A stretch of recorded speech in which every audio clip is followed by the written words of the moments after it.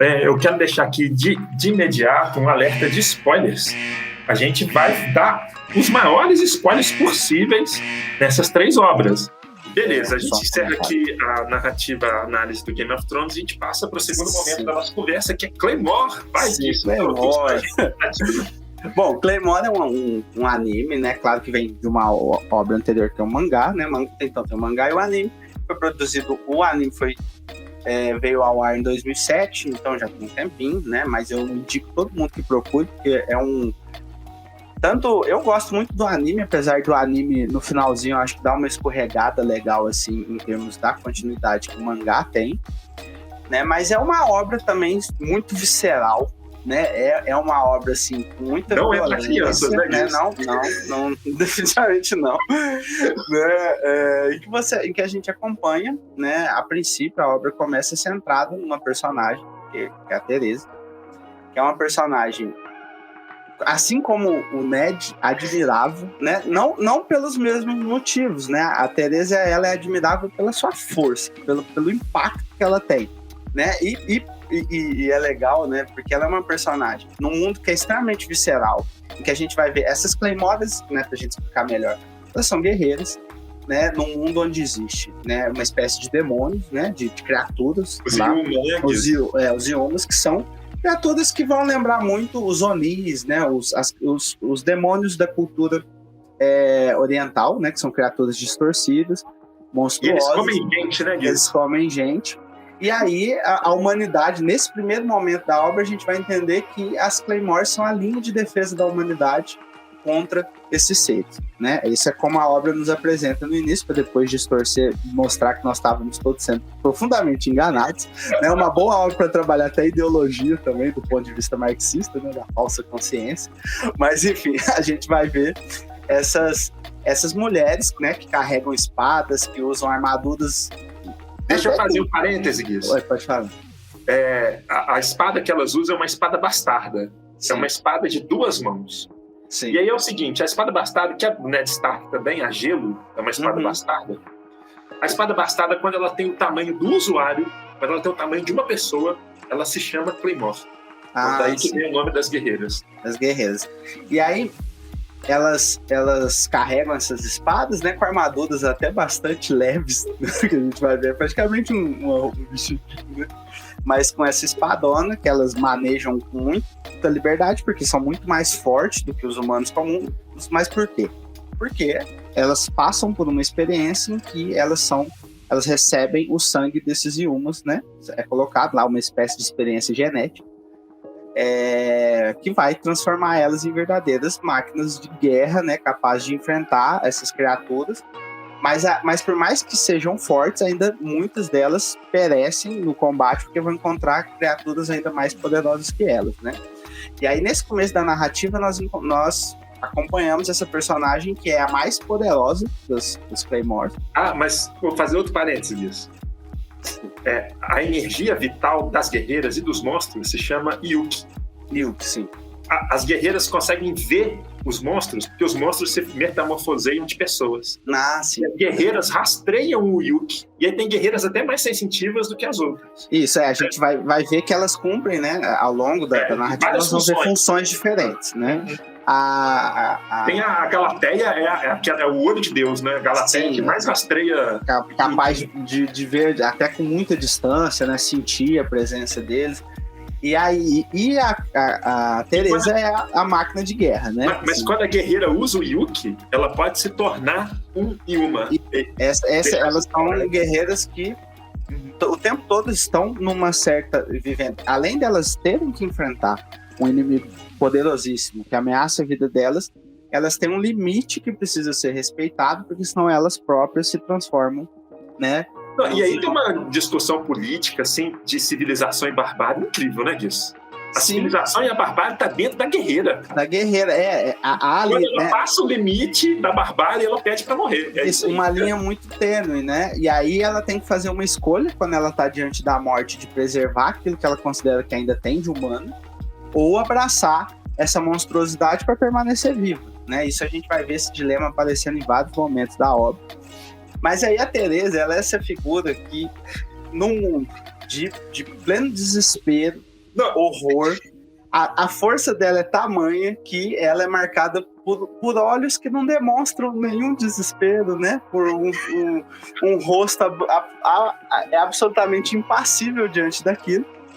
Porque é o dia a dia dela e ela supera absolutamente, né? Tudo, né? Então, assim, a gente admira, né, ela nesse primeiro momento pela sua força, mas a narrativa vai ganhar um outro tom quando ela encontra a protagonista, né, da série, que vai ser a Claire, né, a partir desse contato com uma criança absolutamente indefesa, né, que teve sua vila destruída.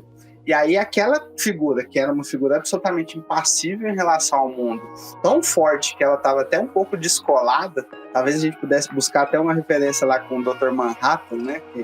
Um ser tão poderoso que ele está um pouco descolado do sofrimento, né? A Teresa tem isso mesmo. Quando ela entra em contato com a Claire, ela vai ser tomada por uma humanização, né? Isso vai tornar ela ainda mais interessante. E aí deixa eu fazer uma análise aqui. Essa cena me fez chorar na narrativa quando eu vi pela primeira vez. Porque a Claire era uma menina muda. Muda porque ela sofreu violência, inclusive sexual, pelo Zuyuma. Os Zuyuma mataram toda a família dela, abusaram dela e ela sobreviveu, mas ela foi tão barbarizada que ela não falava. E ela começa a seguir a Teresa. E a Teresa chuta a menina, joga a menina no rio, a Teresa não tá nem aí. Ela não quer saber, sim. E aí a cena que ela ganha a Teresa é de uma sutileza e de uma beleza, sabe? De uma doçura tão grande naquele universo que contrasta tanto com aquele universo que não perdoa, cara, um universo brutal. Que a Teresa se ajoelha chorando e falando, essa menina me salvou, porque essa menina estava preocupada mais comigo do que consigo mesma. Essa menina me seguiu não por ela, essa menina me seguiu por mim. Eu estava perdida, né? Tem uma questão quando a Teresa reconhece que não era mais humana e a Claire traz uma humanidade para a Teresa reconhece que a Claire a salvou. E aí você tem uma parte na narrativa que é o seguinte, a Teresa despiroca, eu não vou mais seguir esse grupo paramilitar das guerreiras, a minha vida vai ser dedicada a Claire. E aí, você quer 10 episódios da Teresa, cara? Eu acho legal essa quebra de paradigma, né? Que é quando. E eu acho que alguns de nós a gente tem medo de passar por mudanças dessa dimensão, né? Acho que quando algo é introduzido na nossa história, mas que quebra com os fundamentos do que a gente tinha, né? Da realidade. Tem até um termo que a gente usa, né? Acho que vem da psicologia, que chama de dissonância cognitiva, que é quando você vai negando tudo que acontece no mundo, os fatos, as narrativas que vão contra aquilo que está na base do teu funcionamento, aquilo que está estruturando a tua cognição sobre como o mundo funciona. Né? E aí, quando algo entra, e se você permite que aquilo entre, aquilo te abala, né? Você não consegue ser o mesmo depois daquilo. Né? E aí eu acho que é muito do que a Teresa passa nesse momento. Não faz mais sentido. O mundo antes, o que eu vivia antes dessa menina na minha vida, não faz mais sentido. Não tem como eu viver do jeito que eu vivia. Mas nem tudo são flores, né, disso? Exatamente. Eu queria 10 episódios e fazer me te dar um episódio da Teresa com a Claire. E no próximo episódio, a Teresa morre. Pra variar, né? Aí então mais um ponto de conexão com Game of Thrones anteriormente. Isso. A Teresa, assim como Ned Stark, é decapitada. E decapitada assim por um ato covarde. Né? Covarde. Simulação. Isso. A gente vai explicar daqui a pouquinho como é que isso se deu. Mas, tipo assim, quando eu vi a Teresa perdendo a cabeça, tipo assim, imediatamente a vontade que eu tive de desligar o computador, cara. Tipo assim, não vou assistir mais. Não, não muito dá, cara. Não chocante. dá. A Teresa é muito foda. Não dá. Não. E aí é tão difícil da gente aceitar, porque, igual você falou, é um ato covarde. Você sabe que a Teresa é mais forte do que a adversária, mesmo que a adversária virou um capeta. Virou um capeta, um bicho terrível, né? A Priscila. E ela tá assim, dando tudo de si. E naquele momento, né? A Teresa, ela baixa a guarda. A dissimula, a Teresa baixa a guarda e a Priscila mata a Teresa. E você vê, né? Que ainda é mais trágico, que é algo que a Teresa nunca faria antes da Claire. Ela não baixaria a guarda por conta de se sensibilizar pelo choro de alguém. Não tinha isso pra Teresa antes da Claire, né? A Claire matou a Teresa. Nesse sentido, sim, né? Assim como, de certa forma, a Sansa matou matou o pai. O pai, né? Não foram elas, claro, né? Porque isso seria a gente jogar né? Todos são vítimas nesse processo, mas de certa forma o sentimento ali foi o gatilho para que, né? E a gente vê a Teresa baixar a guarda e em um segundo perder a cabeça. E essa coisa de arrancar a cabeça, eu não sei, para mim é sempre uma morte chocante a ideia de arrancar a cabeça de uma pessoa, eu não sei. Me soa como uma coisa... me choca, de certa maneira. E aí tem aquela cena da Claire, criança, pegando a cabeça da Teresa, né? Decidida a se tornar uma Claymore. E decidida a se tornar uma Claymore. Então, assim, e aí tem, né? Eu acho que tem uma coisa muito bonita, nessa destruição. Nessa transformação da Claire, né, diferente do que a gente vai ver na obra, então a gente vê até nesse ponto na obra que a Claire é um quarto, né, Guiço? Isso, exatamente. Meio, né? A gente vai ver que a força das Claymores depende de onde foi extraído, né, de qual Yuma que foi extraído, o sangue, da qualidade, né, a gente vê que elas têm um ranking, né, um ranking que vai ser de acordo com a força que elas têm.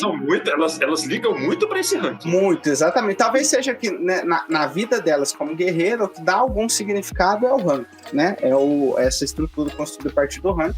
E a Claire, ela vai ter esse diferencial que o sangue dela não vai ser, a transformação dela não vai ser a partir de um Yuma, mas da própria Teresa, né? Vai ser tirado da própria Teresa e colocado nela. O que vai fazer com que, justamente igual você falou, ela vai iniciar de um ponto mais fraco do que todas as outras, né? Ela é a última, se eu não me engano, né? Ela é a última. Só que ela é que vai mais longe, né? Isso, esse é o potencial, né, de transformação dela.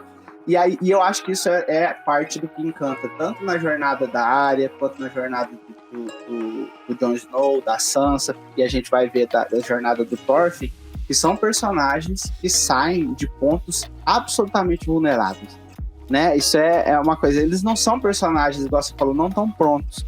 Eles não são personagens que têm... A Claire não tinha nada naquele momento. Tudo que ela tinha foi tirado dela, né? Tudo que ela tinha na cabeça da Teresa, né? Só isso. Quando a Teresa morreu, tudo que ela tinha na cabeça da Teresa. Tinha cabeça. A Arya, quando sai lá no Game of Thrones, ela tinha um pouco de aprendizado de luta que ela recebeu, só que ela e o que ela tinha, que era a família, ela perde o pai e ela não tem contato com a família, né? Então, assim, todos esses personagens... Ela tá isolada, né? Ela tá isolada. E aí a gente vai ver uma personagem que passa pelo pão que o diabo amassou em todos os sentidos, né? Porque a Claire, ela sofre com a ameaça da morte constantemente, né? Ela não é uma personagem que tem qualquer segurança na narrativa, né? Pelo contrário, o tempo todo é ela tendo que ir ao limite. Mas deixa eu trazer uma outra questão. Quem está nos ouvindo pode ter se perguntado o seguinte: por que não tem guerreiros? O que a série explica a respeito disso? É uma tese bem interessante dessa série. Bem interessante. A tese trabalha, né, com as... Claymore, a gente vai ver que existe esse limite. Então, né, o guerreiro, ele vai extraindo mais energia desse lado monstruoso que ele tem para aumentar suas capacidades físicas, né? Para aumentar o potencial que ele tem para usar as habilidades. E aí a gente vê que durante essa primeira parte da história, todas as personagens são mulheres. E nós vamos ver, vai nos ser apresentada uma justificativa de que os homens eles perderiam mais facilmente o controle, né? Eles tinham menos a capacidade de chegar até esse limite e entender, não, daqui eu não posso passar, né? Isso vai ter lá uma certa ideia pelo que eu entendi, no começo da associação, ela trabalhava com guerreiros. Isso, exatamente. Mas muitos dos guerreiros se transformavam em monstros e saíam da organização e viravam monstros. Viravam monstros mesmo. Tipo assim, então pararam de trabalhar com guerreiros e começaram a trabalhar com guerreiras, porque a mulher, ela resiste. Tem uma questão da sexualidade, da pulsão erótica, né? Isso, despertar, que é a palavra que eles usam, né? Uhum. Você virar um monstro, você desperta. Sim. A questão do despertar, ela tem uma questão de sexualidade envolvida. Sim. E na narrativa, para o homem, era mais fácil despertar do que para a mulher. E eu também entendi que a mulher tinha um arcabouço moral mais rígido do que o do homem. Sim. Não sei se você percebeu isso. E aí a mulher seguia os códigos de herói, né? Os códigos de guerra, os códigos de condutas, assim, de maneira com mais fé do que os homens. Não sei se você percebeu isso. Não, com certeza, assim, eu fui até uma parte da obra, né, então eu vi até o anime, um pouco mais do mangá, então ainda falta, né, um tanto para terminar, mas isso, de certa forma, reproduz uma certa questão do nosso mundo, né, um certo imaginário sobre o próprio homem, né, como ser mais homem gosta de sexo, perde mais controle, e a mulher seria mais recatada, né, teria esses sentimentos mais controlados, mas eu acho que você traz um ponto muito legal, que é essa ideia da gente pensar como uma economia moral mesmo, né? Uma ideia de moralidade, que as mulheres, elas são criadas também sob uma moralidade muito mais rigorosa, mais rígida, elas têm que ser mais contidas do que os homens. Os excessos masculinos normalmente são permitidos, né? Os excessos femininos não trabalham com isso. Pra gente terminar, Claymore, eu quero falar da cena da decapitação da Teresa. O que acontece? A Teresa deserda, né? Depois de encontrar a Claire. Como ela deserda, a associação de guerreiras, os homens que comandam a associação de guerreiras, dão o veredito da morte dela. Sim. Mas como é que mata a Teresa se ela é mais forte? Junta, a Teresa era a número 1. Isso. Pra juntar a 2, a 3, a 4 e a 5. 4 guerreiras. Para lutarem com a missão de matar a Teresa. Sim. Né? E aí aparece a que era a número 2, que é incrível. Ela não se compara a Teresa em termos de força, mas ela é incrível. Eu não lembro o nome dela. Você lembra disso? Aqui dá o braço. Irene. Braço de Irene. Claire, braço de Irene. Eu lembro disso. Que a Claire vai pegando um pedaço de outro. E o nome dela vai ficando enorme, né? Braço de Irene, perna de não sei quem. Isso aí é muito legal, porque é o reconhecimento de que nós somos a soma daquelas pessoas que participam da nossa vida, né? Caraca, nós, como seres humanos, a gente é isso. A gente precisa reconhecer isso. O nosso sucesso não depende só da gente, mas depende do somatório das pessoas que passaram pela nossa vida, né? A própria humanidade é isso. Para quem nos assiste, saiba o seguinte: a Irene tinha um braço, porque ela perdeu um braço na luta contra a Teresa. Sim. E anos depois, 20 anos depois, quando ela encontra a Claire, o único braço que ela tinha, ela dá pra Claire, porque a Claire tinha perdido um braço. E a Irene fica sem braços. E ela dá o braço dela, que é o braço da espada, pra Claire, né? E a Claire coloca o braço dela no corpo, isso é possível para as guerreiras. Sim. E a Claire fica sendo Claire, braço de Irene, né? Irene, ela aumenta o poder e tal, então é uma coisa muito incrível. Não, é muito bacana. Era a espada da luz, a técnica, né, disso? A espada tão rápido o manejo da espada que você não via, né? Eu acho que eu tô um pouco confuso porque depois tem aquela outra personagem que tem uma técnica muito semelhante. Mas aí eu fico confuso do nome das duas. Você lembra aquela do norte? Vai ter, né? Tem aquela situação que elas vão... A Teresa A Miriam? Miriam é fantástica. Não, a Miriam é um golpe diferente, mas tem aquela outra personagem, que depois a gente vai ver na narrativa que a gente descobre que essa associação é, na verdade, uma organização muito mais mal intencionada do que aparenta no começo, né? E elas vão mandar uma série dessas Claymores que começam a levantar dúvidas sobre o que está acontecendo, elas mandam essas personagens para a morte, e a Claire vai, né, para essa situação, ela é mandada para a morte também. Mas lá ela conhece uma outra personagem que tinha até os cabelinhos assim cacheados, e tem um golpe muito parecido com o dela, mas eu esqueci, enfim. Também não é. Mas enfim, o que acontece? As 4 guerreiras lutam com a Teresa. E as 4 guerreiras não são páreo para a Teresa. Só que uma das guerreiras, a Priscila, que eles falam Priscila, a Priscila desperta, cara, lutando com a Teresa. E a Priscila, quando desperta, ganha um poder absurdo, mas se torna um monstro. Um monstro, sim. Um monstro. E mesmo assim, ela não é páreo para Teresa. A Priscila, despertada, muito forte, não é páreo para Teresa. E a Teresa nem usa nada, nem o anel de amarelo. Tipo assim, nem deforma. Teresa é muito forte. Sim. E aí o que acontece? Numa cena de luta, a Priscila dissimula, coloca a espada no chão e começa a chorar, falando que não quer ser monstro e pedindo para que a Teresa a mate. Né? As guerreiras, quando chegavam no limiar de se transformar em monstros, elas sentiam vergonha e pediam para as colegas, para as amigas, e tinha uma relação fraternal entre elas. Isso, sim. Elas pediam para as amigas a matarem. E aí, quando a Priscila diz para Teresa matar ela, Teresa baixa a guarda na hora, né, Guilherme? Na hora, assim, né, dá um sorriso, e aí ela baixa a guarda, a Priscila pega a espada e pau, corta a cabeça da Teresa. Então, tipo assim, e a cena até fica um preto e branco, assim, né, Guilherme? Um pause, assim, uma coisa, a cabeça da Teresa voando. Nossa, meu Deus, é chocante aquilo. E aí, o que acontece? Um detalhe que eu queria que você analisasse. Quando a Priscila mata a Teresa, sai um chifre na testa da Priscila. Qual é o simbolismo pra você desse chifre, cara? É um falo também, né? Sim. Então, eu não sei, né? Assim, a minha interpretação limitada, né? Porque no anime a gente acompanha muito pouco da Priscila, né? A gente vê a Priscila nesse primeiro momento, depois a gente vai ver ela lá no final, né? Mas assim, a gente acompanha um pouco do desenvolvimento dela. Mas ali eu acho que tem tanto um significado da perda final de uma certa humanidade naquele momento, né? Porque a gente vê... Não é exatamente uma perda final, porque depois a gente vai ver que é muito mais complexa essa relação de monstro e humano, né? Quando elas conseguem readquirir as formas, enfim, é uma relação mais complexa. Mas eu vejo ali como tanto um sinal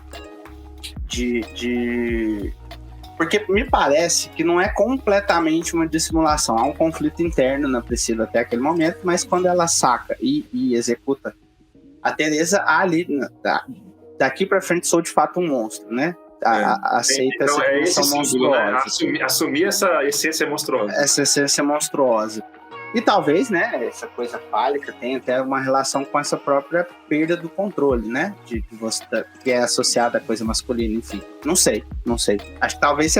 O que você acha? Você que leu o mangá inteiro, foi até mais... Não, eu acho que é tipo assim, quando acontece isso com ela, é tipo assim, eu podia escolher, e foi uma escolha que se deu em um segundo, eu podia escolher entre morrer humano e viver como monstro. Nossa, e eu escolhi viver como monstro. Sim. Assim, e aí é a marca dessa transição, né? Dessa escolha. Acho que é isso mesmo. E... Enfim, não vou contar o final do mangá. O anime não termina. O mangá vai até o final. É o único mangá que eu li inteiro. Sim. Foi Claymore. Mas, enfim, uma obra incrível. Deu para perceber, né? Na narrativa do Fernando. Muito poderosa. Se você gosta do nosso conteúdo e quer contribuir para que o canal expanda suas atividades, colabore conosco. Nossa chave Pix é o e-mail do canal, filosofiacomóculos@gmail.com. Tudo junto e sem acento. Nos ajude, mas só se você quiser. Um abraço.